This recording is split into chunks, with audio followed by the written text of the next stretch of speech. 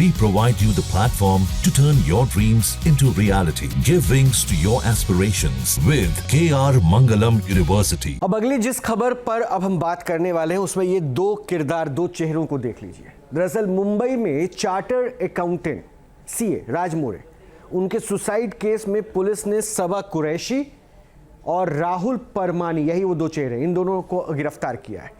दोनों पर सीए राज मोरे को खुदकुशी के लिए उकसाने, 18 महीने तक ब्लैकमेल करने और 3 करोड़ से ज्यादा की वसूली करने का आरोप है।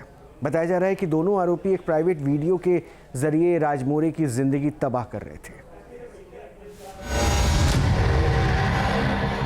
मुंबई में सीए राज मोरे सुसाइड केस के आरोपी राहुल परवानी और सबा कुरैशी, जिनकी जिंदगी सोशल मीडिया पर एक रॉयल शो की तरह नजर आती थी। किसी एक्टर एक्ट्रेस की तरह दोनों स्टाइल मारते, लेकिन इस चमक धमक और ग्लैमर के पीछे छिपा था दोस्त के साथ दगाबाजी, ब्लैकमेलिंग और टॉर्चर की दरिंदगी, जिसका शिकार हुआ मुंबई का 32 साल का राज मोरे, जो अपने दोस्तों की दरिंदगी से आजिज आकर दुनिया को अलविदा कह देता है। मगर 3 पन्नों की सुसाइड नोट में दगाबाजी, ब्लैकमेलिंग की पूरी कहानी बयां करती है। मैं राज मोरे आत्महत्या कर रहा हूं। मेरी आत्महत्या के लिए राहुल परवानी सबा जिम्मेदार है। उसने मेरे साथ हेराफेरी की और मुझे महीनों तक ब्लैकमेल किया। उसने मुझे मेरी बचत खत्म करने के लिए मजबूर किया और मेरे कंपनी अकाउंट से पैसे चुराए।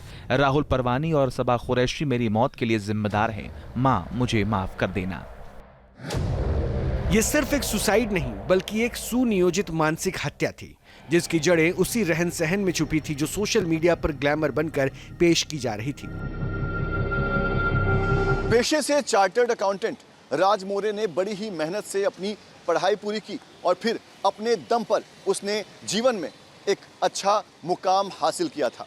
राज मोरे ने राहुल परवानी और सबा कुरैशी की नज़दीकियों को दोस्ती और प्यार समझ लिया था, लेकिन वो इस बात से बिल्कुल अनजान था कि सबा कुरैशी और राहुल परवानी एक साजिश के तहत राज की दौलत, उसके रुतबे को देखते हुए उसके साथ नजदीकियां बढ़ा रहे थे। पुलिस ने दोनों आरोपियों को गिरफ्तार कर लिया है, जो दोस्त के नाम पर कलंक निकले। उनकी नजरें राज के पैसों पर थी। उन्होंने राज से दोस्ती गहरी की, राज का भरोसा जीता और फिर प्लानिंग के तहत राज को जाल में फंसाया। पुलिस की माने तो पिछले 18 महीने से इन दोनों ने राज से 3 करोड़ से ज्यादा पैसे ब्लैकमेलिंग के जरिए वसूले। ये जो विक्टिम है, इनसे अक्यूज ने 2.46 करोड़ ऑफ रुपीस ट्रांसफ़र उनके अकाउंट में करवाए थे और ये करने के लिए उन्होंने अलग अलग तरीके से जो विक्टिम है राज मोरे, उनको धमकी दी थी या फिर उनको ब्लैकमेल किया था। इस तरह की प्राथमिक इन्फॉर्मेशन हमको एफआईआर के अंदर दी गई है। राज मोरे की मां लीला मोरे का रो रो कर बुरा हाल है। इन्होंने कभी नहीं सोचा था कि राज इतने ज्यादा परेशान हैं। बार बार की ब्लैकमेलिंग, मानसिक दबाव और अपमान ने राज को अंदर से तोड़ कर रख दिया। राज की मां कहती है कि 2 महीने पहले उसने परेशान होने की बात बताई थी, लेकिन वो इस कदर टूट जाएगा यकीन नहीं होता। क्या कभी आपको लगा कि राज बहुत परेशान है, या कभी राज ने आपसे सारी बातें शेयर की? जी नहीं, कभी नहीं कहा, मगर लास्ट मोमेंट में वो 2 महीने से मुझे कह रहा था कि मुझे बहुत परेशानी है और प्रेशर है, बस और कुछ नहीं। फिर उसके बाद जो न्यूज़ में बताया वही सेम है और वही बात हुई है मेरे बच्चे के साथ।